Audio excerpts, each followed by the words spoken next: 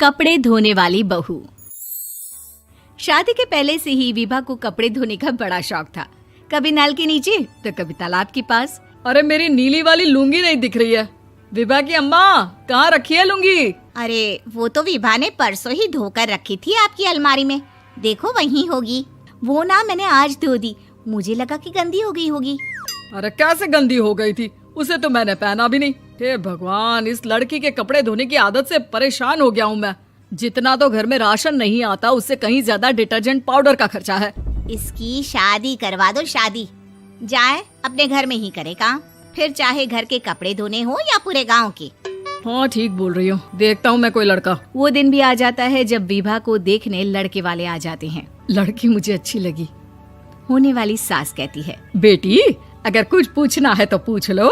वैसे तो हमारी लड़की बहुत ही शर्मीली है, जो बोल दो वो मान लेती है, इसे क्या पूछना होगा। अरे कैसी बात कर रही हो माँ, मुझे इन लोगों के घर रहना है, सवाल तो कई है। हाँ हाँ बेटा, पूछ लो ना, क्या पूछना है। आप लोगों के घर कपड़े कौन धोता है? सास का मुंह बन जाता है।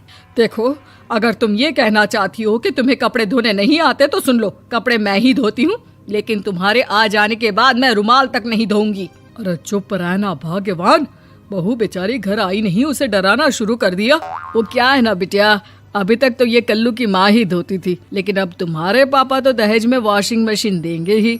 तभी विभा की माँ बोल पड़ती है, सवाल भी पूछा तो क्या। वैसे भाई साहब, मशीन की तो फिर भी कपड़े धोने की कैपेसिटी होती है। मतलब जो बिटिया दे रहे हैं ना विभा, इसे कपड़े धोने का बहुत शौक है। ये आप लोगों के क्या, आस पड़ोस गांव मोहल्ले सबके कपड़े धो दे और उफ तक ना करे। बाहर देखा नहीं आपने कितने कपड़े सूख रहे हैं? सब हमारी बिटिया ने ही तो धोए हैं। बस भी करो ना माँ, शर्म आ रही इतनी तारीफ सुनकर। और तो और एक दाग निकाल कर दिखाओ तो मान जाओ। हाँ अच्छा, माफ करना बेटा, मैंने गलत समझा। हमें तो रिश्ता बहुत पसंद है। और ऐसे जुड़ जाता है रिश्ता कपड़े धोने का शौक रखने वाली विभा का। उसकी शादी हो जाती है कोयला फैक्ट्री में काम करने वाले कल्लू के साथ। शादी के बाद अचानक विभा चिल्लाती हुई सास के पास आती है। सासू माँ, अरे सासू माँ कहाँ है आप? ये तो धोखा है, धोखा दिया आप लोगों ने मुझे। इसे ससुर के चक्कर के बारे में पता चल गया। अरे तो उसमें तुझे क्यों धोखा मिला है? अरे नल में पानी नहीं आता, कपड़े कैसे कब धुलेंगे? अच्छा, तू पानी नहीं आ रहा उसकी बात कर रही है। तो आपने क्या सोचा? कुछ नहीं। अच्छा, तेरी माँ ने कहा था कि कपड़े धोने का शौक है तुझे, याद आया मुझे। शौक बोलकर कपड़े धोने वाले मेरे जुनून को कम ना आके सासू माँ, कपड़ा धोना मेरा गुरूर है। तभी पति भी वहाँ आ जाता है। अभी मैंने इसे सनी देओल की फिल्म दिखाई है, उसी के डायलॉग मार रही है माँ। अच्छा सुन, साफ साफ बता रही हूँ, पानी सुबह 4 से 6 और शाम को 10 से 12 आता है, समझी? विभा टाइमिंग सुनकर हैरान हो जाती है। ये क्या भूतों का मोहल्ला है? सुबह 4 बजे उठकर कौन कपड़े धोता है? 4 बजे टंकी में पानी जाता है, फिर सारा दिन धोना ना, किसने मना किया?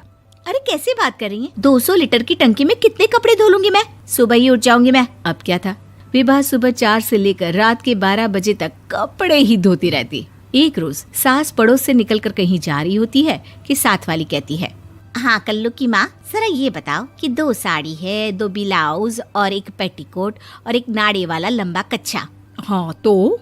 अरे तो क्या, कितना लोगी धुलाई ये बताओ। धोबन दिख रहे हैं हम क्या? हमारे पति सरकारी नौकरी से अभी रिटायर हुए हैं और बेटा सुपरवाइजर है कोयला फैक्ट्री में। धोबन समझ रखा है हमें? हाय रे कल्लू की अम्मा, माफ कर दो, वो तो मोहल्ले में यही सब बता रहे थे कि तुमने बहू को कपड़ा धुलवाने के काम में लगा दिया है। सास को पड़ोसन की बात सुनकर गुस्सा आ जाता है। वो घर पहुंचती है जहां घर के बाहर ही इतने सारे कपड़े सूख रहे होते हैं जितने कि किसी धोबन के घर पर। अरे ओ कल्लू की दुल्हन, बाहर निकल। माँ जी यहीं आ जाओ, बाथरूम में चादर धो रहे हैं हम। अरे अभी हम धोते हैं, तुमको बाहर निकलो। ये आस पड़ोस वाले बोल रहे हैं कि हम बहू से कपड़े धुलवा कर उसे कपड़ा धोने वाली बना दिए हैं। अरे छोड़ो ना माँ जी, किन लोगों की बातों में आती हो? आस पास के लोगों का तो काम ही होता है कि वो किसी तरह सास बहू को लड़ा दे। बहू सारे घर के कपड़े धोती है, ये क्या कम है? बोलिए। सास को भी लग जाता है कि वो बहू का ये सनकीपन नहीं छुड़वा सकती, इससे अच्छा है कि खुद ही चुप हो जाए। एक रोज सास और बहू मंदिर जाते हैं, जहाँ सास की साड़ी वहाँ खड़ी भीख मांगने वाली से मिलती है। माँ जी क्या बात है, आपकी साड़ी उस भिखारन से कितनी मिल रही है ना? हाँ हाँ देखो तो, दोनों की साड़ी मिल रही है। क्या बात है कल्लू की अम्मा, तुम खुद को तो अफसर की बीवी बताती हो और ऐसी सिंपल सी प्लेन साड़ी पहनकर घूमती हो। सिंपल और प्लेन नहीं है ये साड़ी। तो क्या सोने के धागे से फूल बने हैं? कुछ भी सासू माँ, कुछ भी।